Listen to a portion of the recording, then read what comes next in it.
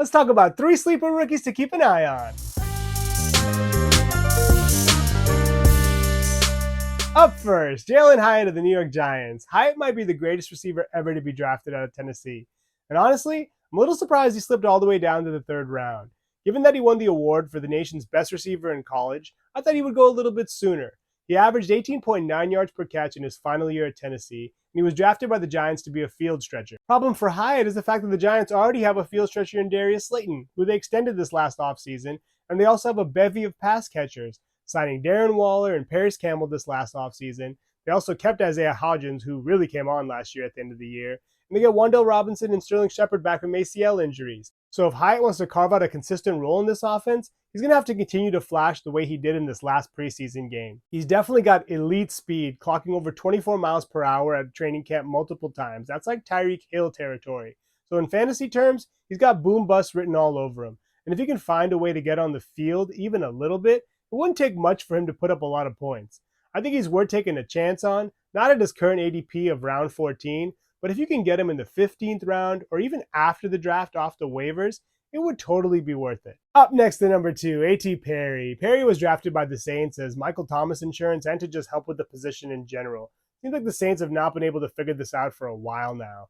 Perry's the leading receiver in preseason with 8 catches for 92 yards, and I think he's all but a lock to make a roster. His value is really contingent on Michael Thomas. I think if Michael Thomas is healthy and is able to stay on the field, Perry will probably slide into that 3rd role if he can beat out Tre'Quan Smith, who hasn't really been able to separate himself from the bunch. So I think Perry will beat him out. If Thomas does miss time, I think there's a decent chance that Perry slides into that number 2 role, which would really give him some good value, especially with Derek Carr in town. At 6'3", 205, he's shown his ability to get downfield, but he's also gotten open underneath, which I think helps his odds of making the roster and also carving out a role. Chris Olave is definitely the best receiver on the team, but the Saints still need help with the position. And I think if Perry continues to flash the way he has been, he'll no doubt make the roster and also have a role this year. I think if you're looking to take a chance on someone in the 15th round or even after drafts, Perry's a name to keep in mind. Topping our list, the man who gives us Darren Sproles vibes, Deuce Vaughn. Vaughn was drafted after Ezekiel Elliott was let go by the Dallas Cowboys. Vaughn is going to be there to back up Tony Pollard, and I think given how he's performed this preseason, he's definitely going to make the team. There's no doubt there. What his role is remains to be seen. In his first game, he flashed. He had 50 yards on 8 carries, caught all 3 of his targets, and had a touchdown. And he followed that up with a nice 14-yard touchdown the following week against Seattle.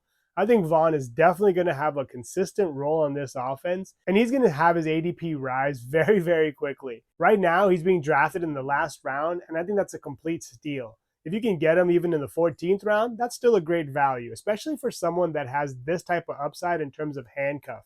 If anything were to happen to Pollard, he would definitely jump into RB1 territory. Right now, Rico Dowdle's listed as the number 2 running back behind Pollard, but that may be nominal. The last 2 seasons have ended with Dowdle on injured reserve, so I think they're looking for someone they can rely on. Vaughn may be small, but he packs a punch. Those are 3 rookies I think you should definitely keep an eye on. Please subscribe and let me know which rookies we should keep an eye on in the comments below.